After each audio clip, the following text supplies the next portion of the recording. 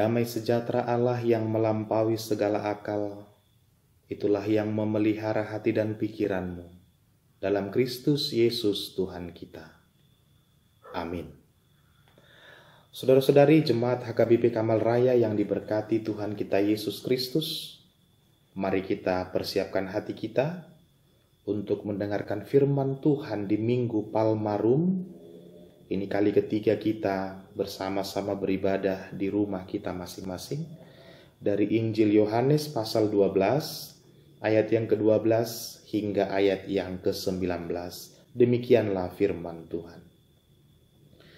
Keesokan harinya ketika orang banyak yang datang merayakan pesta mendengar bahwa Yesus sedang di tengah-tengah menuju Yerusalem, mereka mengambil daun-daun palem dan pergi menyongsong dia sambil berseru-seru, "Hosana, diberkatilah dia yang datang dalam nama Tuhan, Raja Israel." Yesus menemukan seekor keledai muda, lalu ia naik ke atasnya. Seperti ada tertulis, "Jangan takut hai putri Sion, lihatlah rajamu datang, duduk di atas seekor anak keledai." Mula-mula murid-murid Yesus tidak mengerti akan hal itu. Tetapi sesudah Yesus dimuliakan, teringatlah mereka bahwa nas itu mengenai dia, dan bahwa mereka telah melakukannya juga untuk dia. Orang banyak yang bersama-sama dengan dia ketika ia memanggil Lazarus keluar dari kubur dan membangkitkannya dari antara orang mati, memberi kesaksian tentang dia. Sebab itu orang banyak itu pergi menyongsong dia, karena mereka mendengar bahwa ia yang membuat mujizat itu. Maka kata orang-orang Farisi seorang kepada yang lain, "Kamu lihat sendiri bahwa kamu sama sekali tidak berhasil. Lihatlah, seluruh dunia datang mengikuti dia." Demikianlah firman Tuhan. Saudara-saudari jemaat yang diberkati Tuhan kita Yesus Kristus, seandainya diberitakan Yesus akan datang masuk ke kota di mana jemaat HKBP Kamal Raya sedang berdiam, Yesus akan masuk singgah di tempat kediaman jemaat HKBP Kamal Raya. Maka saudara, kira-kira bagaimana reaksi dan respon kita? Terlebih di tengah-tengah situasi yang sangat sulit saat ini. Kalaulah diumumkan Yesus akan masuk mengitari kota di mana kita tinggal. Maka saudara, bisakah kita bayangkan peristiwa ini?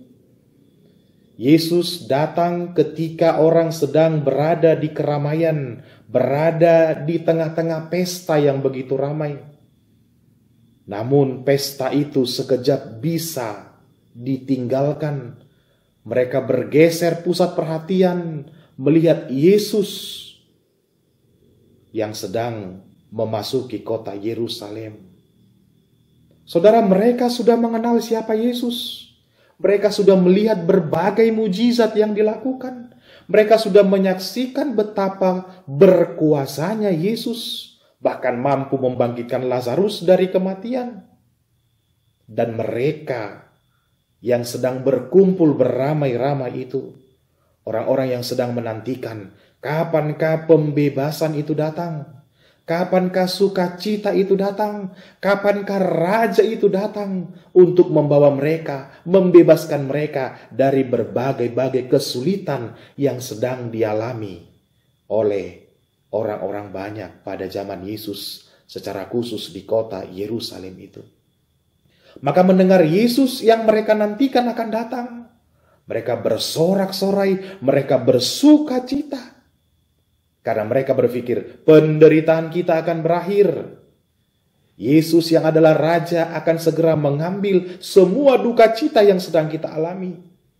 Yesus yang sudah melakukan banyak mujizat akan mengangkat kita, membebaskan kita dari berbagai-bagai penderitaan yang sedang kita alami.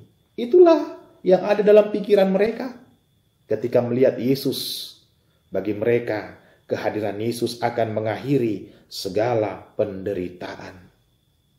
Namun di Minggu Palmarum ini saudara-saudari, jemaat HKBP Kamal Raya yang diberkati Tuhan, ada beberapa hal lain lagi yang mau kita lihat dari peristiwa Yesus memasuki kota Yerusalem.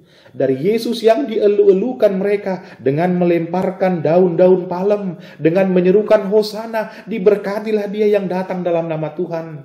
Saudara, kehadiran Yesus masuk ke kota Yerusalem, atau kalau molo kita tadok nakaning naing ta ibaraton Yesus mabongoti huta Kamal Raya rupani naing patuduh hononna dihita di Minggu Palmarum sadarion bahwa kehadiran Yesus masuk ke kota Yerusalem bukan untuk mengakhiri penderitaan, tapi justru Yesus mau memulai penderitaan.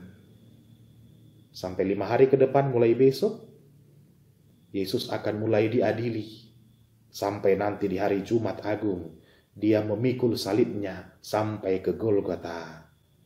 Maka kedatangan Yesus ke kota Yerusalem, sebenarnya Yesus mau tunjukkan kepada mereka penderitaan anak manusia sedang dimulai.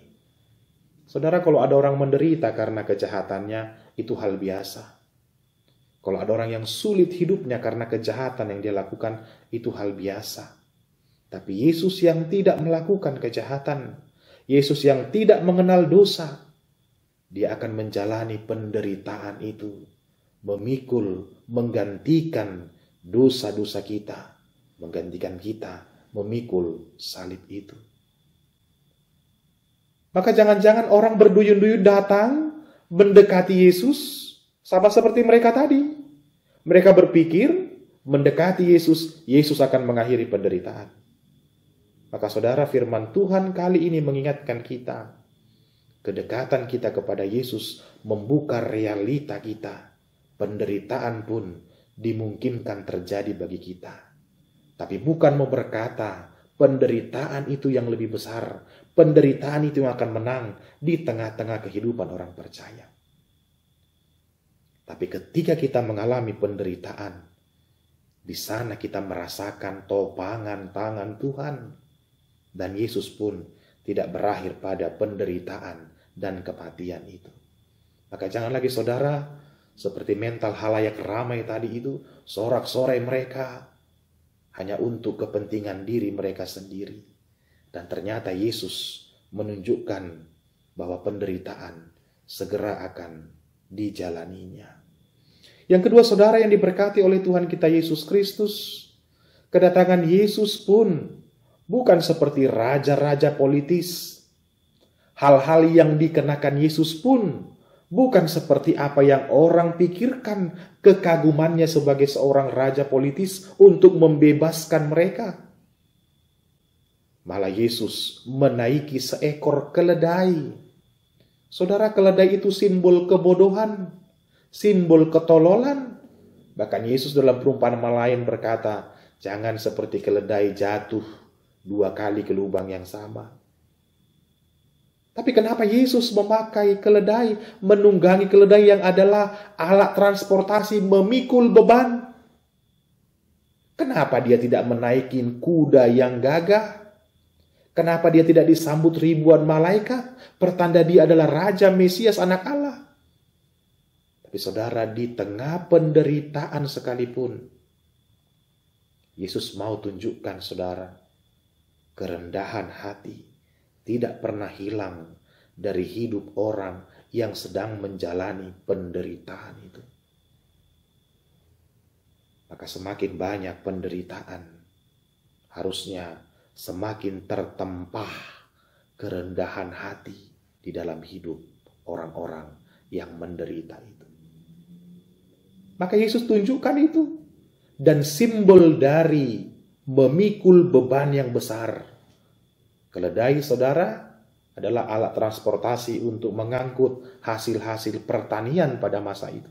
Belum ada kendaraan roda 4. Maka keledai dipakai untuk memikul beban yang sangat berat. Dan halayak ramai harus peka melihat itu. Simbol dari Kristus memikul dosa dunia. Maka dia rela dianggap bodoh, dianggap tolol, sebagaimana simbol dari keledai itu. Ini yang saudara yang sebenarnya memang harus terus dihidupi oleh orang percaya. Maka semakin banyak sebenarnya penderitaan yang dialami siapapun juga di muka bumi ini, dia adalah orang yang beroleh kasih karunia lebih besar daripada orang yang tidak menjalani penderitaan itu. Saudara, apa yang terjadi di tengah-tengah halayak ramai menyerukan, mereka melemparkan daun palem, simbol perdamaian, simbol kemenangan.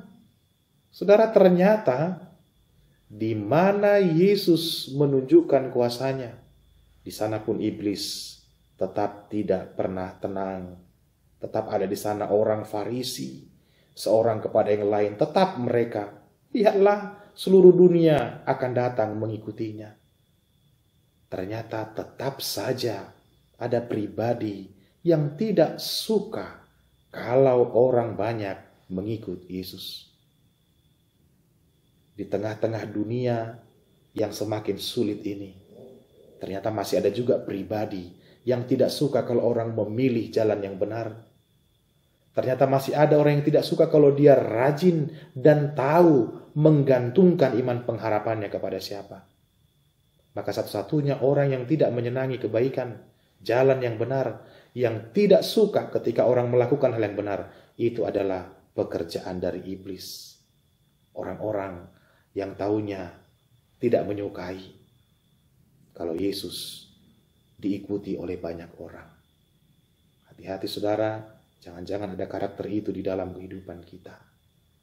Orang baik hidupnya, lurus jalannya, malah kadang kita bisa saja sewot, bisa saja cemburu, dan bisa saja kita menjadi pribadi yang gelisah ketika orang konsisten di dalam iman percayanya.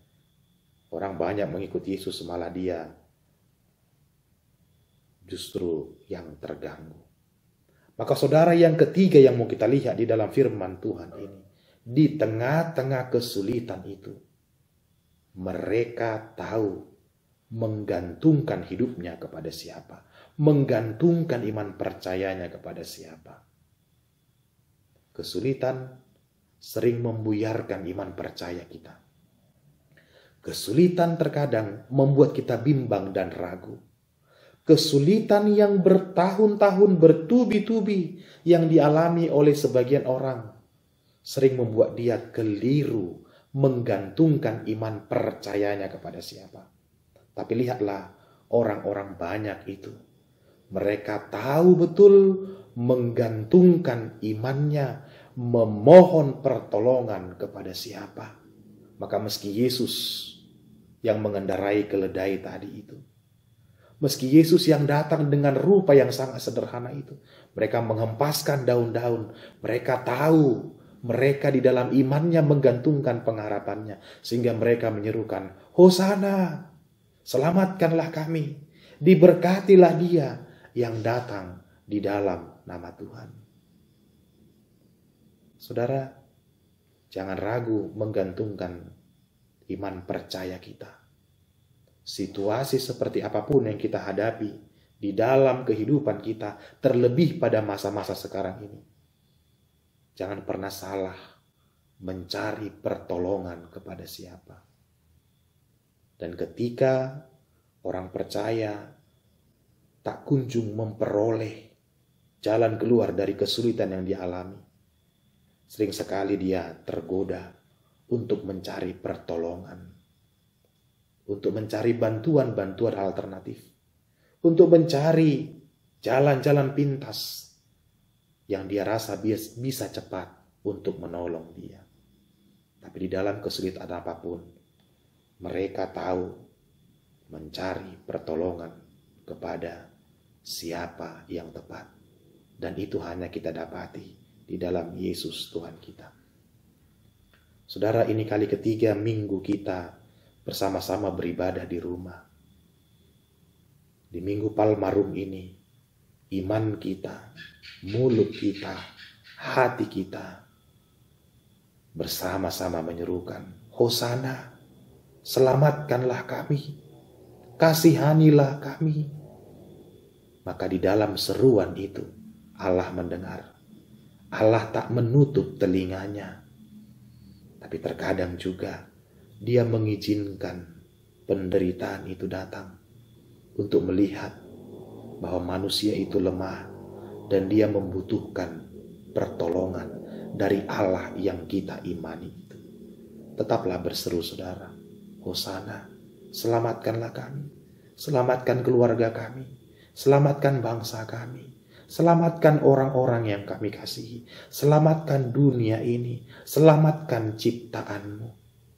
Kiranya seruan ini terus kita ungkapkan dalam nafas dan doa kita, di dalam keyakinan Tuhan melihat semua ciptaannya. Maka saudara-saudara yang diberkati Tuhan Yesus Kristus, 5 hari lagi pun kita akan menjalani ibadah Jumat Agung, yang tentu seumur hidup kita, mungkin ini kali pertama kita akan beribadah juga di rumah. Maka biarlah, jangan biarkan kesulitan merampas iman dan pengharapan kita. Biarlah mata kita, hati kita tertuju pada Kristus yang memikul dosa dunia ini. Sehingga saat suka maupun senang, saat duka maupun suka, iman kita terus terpaut kepadanya.